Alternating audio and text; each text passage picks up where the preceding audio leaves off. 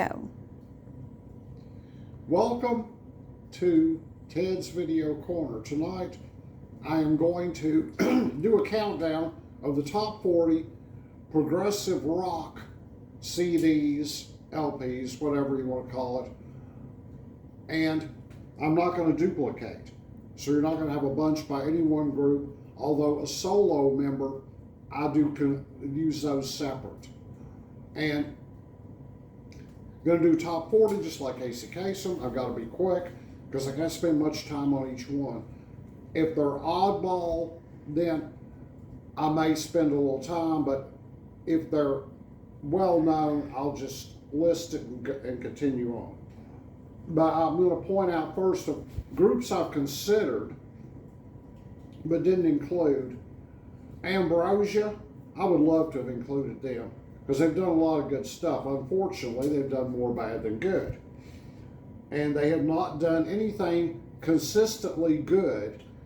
If there's anything they've done that's even half good, I don't know it.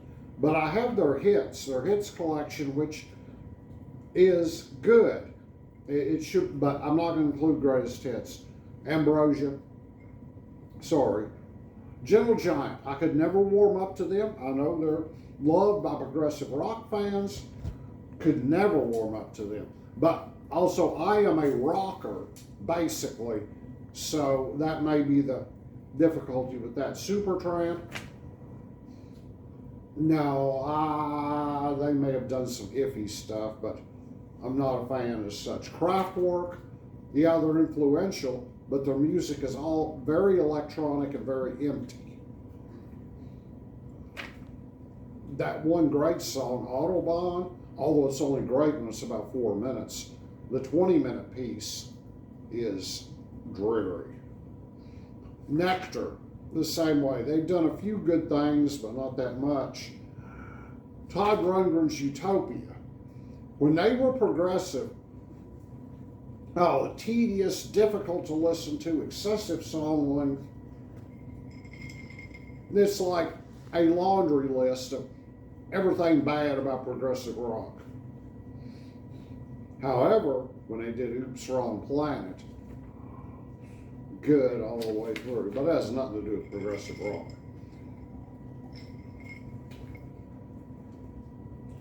So now onward to the list.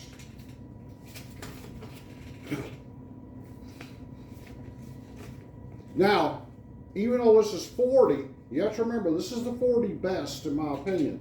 So that means it's really good. Number 40, The Gathering, Dandelion from 1995. Now, this is they're not that well known. The songs are very simple.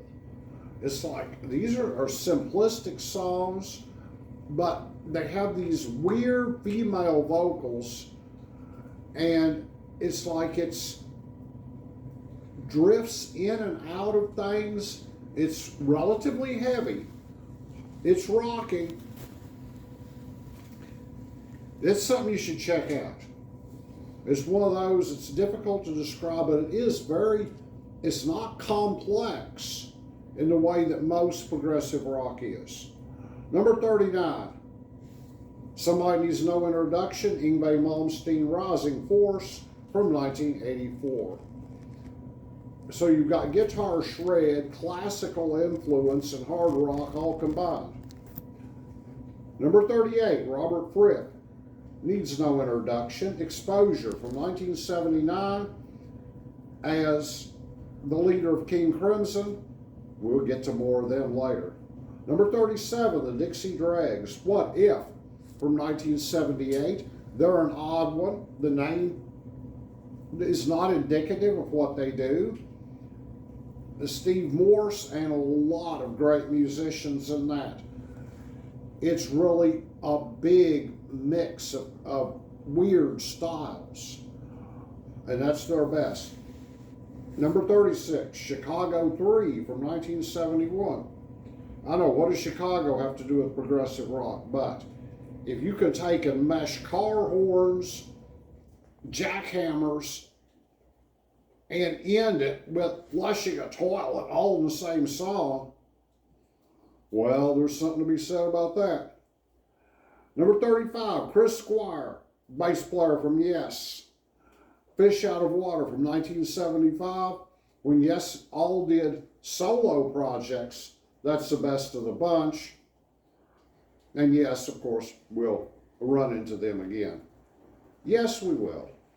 Number 34, Manfred Mann, The Roaring Silence from 1976.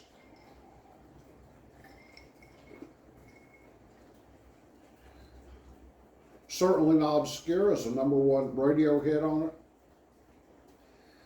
And it's very progressive, in my opinion. They will follow it up with something terrible. Number 33, Focus, Moving Waves, from 71 or 73. As far as I know, it was recorded in 71, issued in the US in 73, has a super big hit, Hocus Pocus, on it. They're very progressive.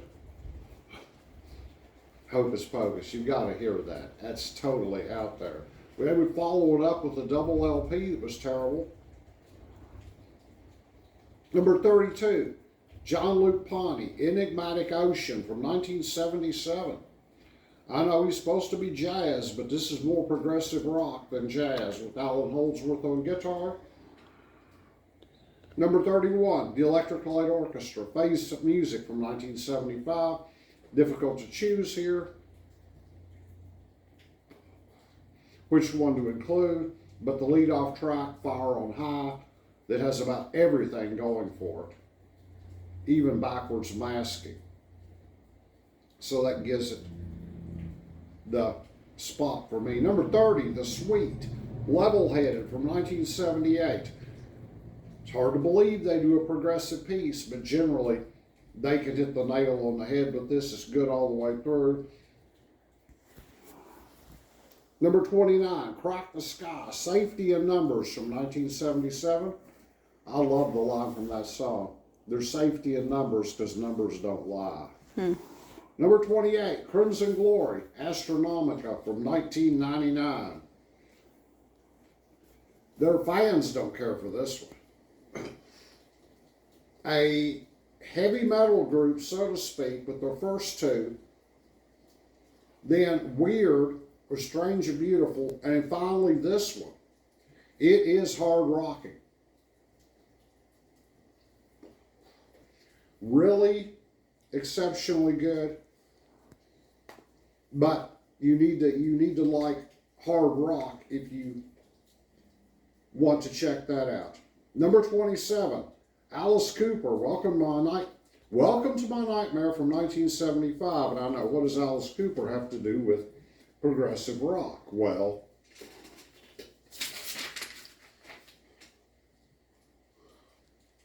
if it quacks like a duck, looks like a duck, flies like a duck, and walks like a duck, I have to consider the possibility that it is a duck.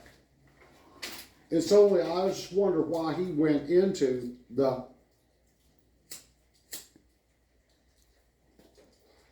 progressive rock genre. But I like it. It is pretty much good all the way through, unusual for him.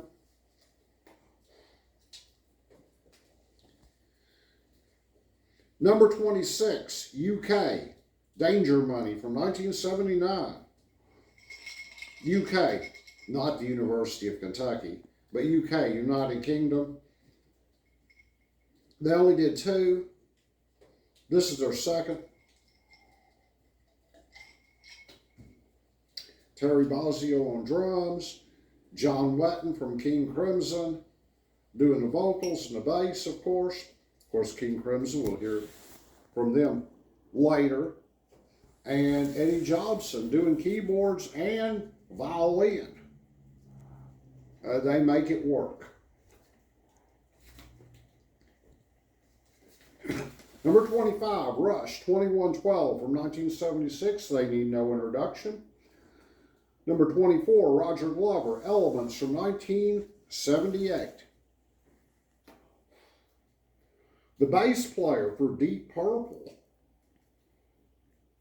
who we will hear from later. This sounds nothing like Deep Purple, absolutely nothing. It is very progressive, mostly instrumental, and he throws everything in the kitchen sink at it. Number 23, Tony McAlpin, Evolution from 1995. I know he's a guitar shredder, but he gets very progressive on this one. Very melodic. Good songwriting there. It is instrumental. Number 22, Hawkwind, Quark, Strangeness and Charm from 1977. You knew they had to show up somewhere. Number 21, Mike Oldfield, Tubular Bells from 1973. Everybody knows that one. Number 20, Golden Earring, Moontan from 1973. That is good all the way through. That's rare for Golden Earring. They followed it up with something that absolutely stunk. Number 19, Starcastle, the very first from 1976. They may be sort of obscure, Starcastle. Mix Yes, the instrumentals of Yes, the vocals of Crosby, Stills, Nash & Young, put them all in a bag, Starcastle drops out. It's their first one. It's amazingly good. I mean, this actually beats Yes's first two. Number 18, Deep Purple, their eponymous third, which is very progressive. Deep Purple would do the first four. The fourth would actually be more progressive, the Concerto for Group and Orchestra, but I think this is better. It has a lot of stuff on, especially the lead into April.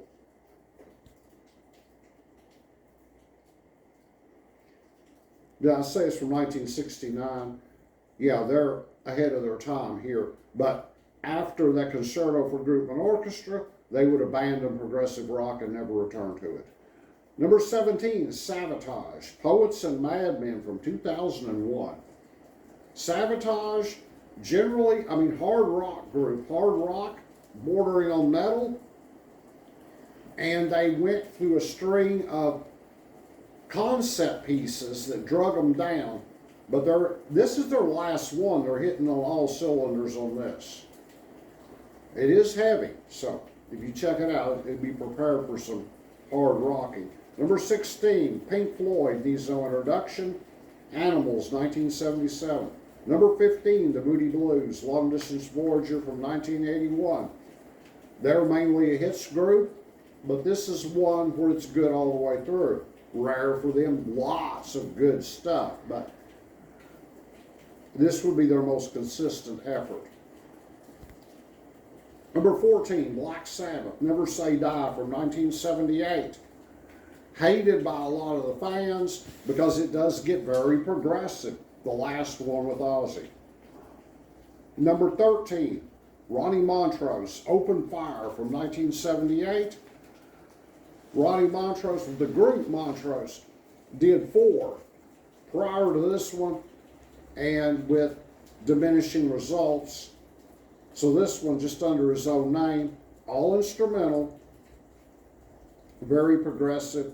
The really great song, Town Without Pity, that was played a lot on the FM radio. Number 12, Dream Theater, Falling into Infinity from 1997. This is long enough to be a double LP if it were on an LP.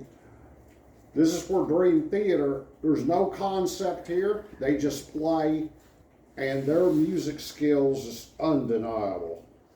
Also has their best song on it. And they're not drugged down with a concept or with extremely lengthy pieces. Number 11, Therion, Sirius B / Lemuria from 2004. I got that out of a bargain, being it's a double. And they throw everything at it. They were known as a metal group with growling vocals and all that stuff. But now they tone that down, put in an orchestra and a choir. How in the heck can you go wrong? But it is heavy. Number 10, You knew they were going to show up. Emerson, Lake and Palmer, Works from 1977, a double. And it is, in one sense, a concept piece. They wanted to do solo LPs.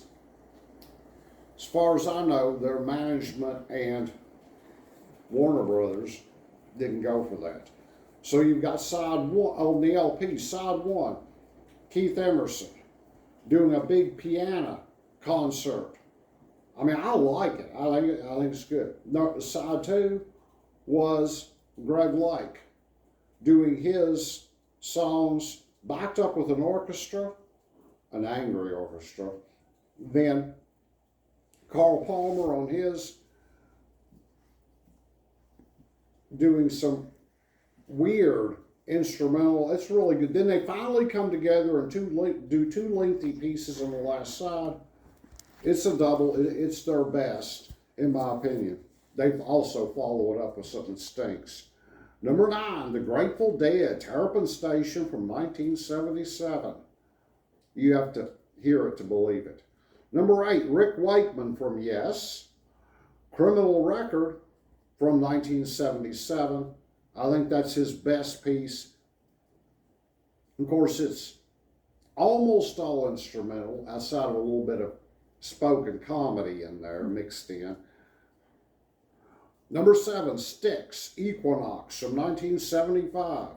The only complaint I have with this is it's a little too short, but it's very progressive, also heavy. Number 6, Tangerine Dream, Encore from 1977. This is what Kraftwerk should be. Tangerine Dream is not ambient, much too active to be ambient. And they put things together. I mean, they just go from one theme to another just seamlessly. You would have to, and it gets darker as it goes. That's one you need to listen to. It's hard to describe. Number 5, you know they'll show up somewhere, Genesis. Wind and Wuthering from 1976. It's keyboard drenched, but I love keyboards. Number 4, you know they had to show up, Yes. Tormato from 1978, and you'll probably say, why choose that one? Well, on this one, they rock.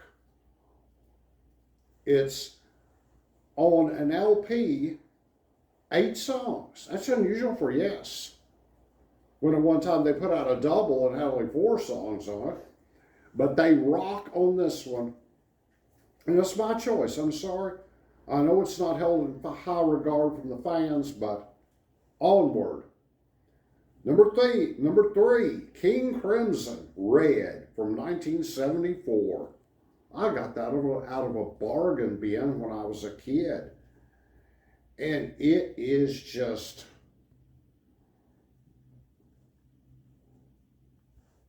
whatever you think it will sound like. If you're not familiar with King Crimson, whatever you think it will sound like, it doesn't. It's, well, I rate it number 3. But they're a group that needs no introduction. Number 2, the Alan Parsons Project, I, Robot from 1977. I know that may be a weird choice, but I think it is great all the way through, especially toward the end when he does that weird 2001 vocal stuff and makes it work on a relatively short song. And number 1. Finally, we're here to number 1, and when you do some of these countdowns like this, you just think, what group is missing? What group have I not named that's progressive? If you think I've left any out, I mean, there may be some that maybe a group somewhere that I'm unfamiliar with. Somebody I just don't know. Put it in the comments. Okay, without further ado, number 1, Kansas, Point of No Return from 1977. Even the cover is great. But this is good all the way through. 2 big radio hits. And it rocks. They only slow down for one song. So, there we have it. My rating. I don't expect people to agree with me. But I hope I've given you something, a group to check out or something to think about. Thank you for watching. Add comments if you want. Criticize me, I don't care. And I want to give a thank you to my wonderful wife who is filming this. God bless, good night, and goodbye.